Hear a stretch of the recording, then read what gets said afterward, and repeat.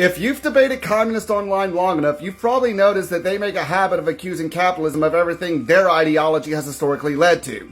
For example, when you bring up the mass starvation that has historically happened under communism, they try to claim that the same thing happens under capitalism even more, but the exact opposite is true. In fact, 70% of the humans alive today owe their existence to this man, Fritz Haber.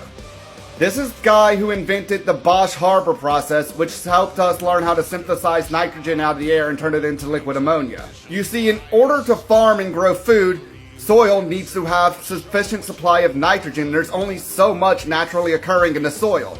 And prior to the invention of the Bosch-Haber process, there was only so much food that could be grown for that reason.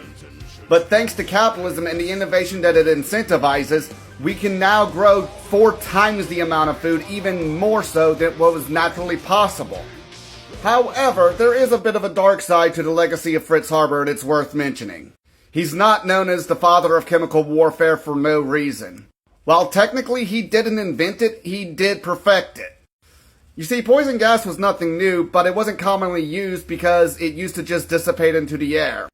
However, Fritz Haber was able to figure out how to make it denser than air so that it would sink down into the trenches, killing enemy soldiers.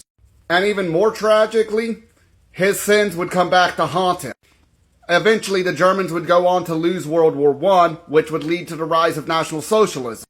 Despite being a very patriotic German citizen, he was also born to a Jewish family despite having converted to Protestantism.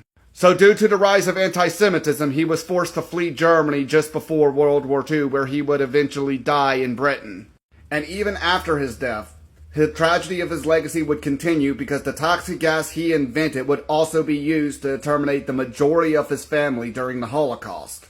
Fritz Haber's legacy on science is one of the most conflicting in all of human history. But despite all the harm caused by his legacy in chemical warfare, 75% of the human race still owe their mere existence to his work.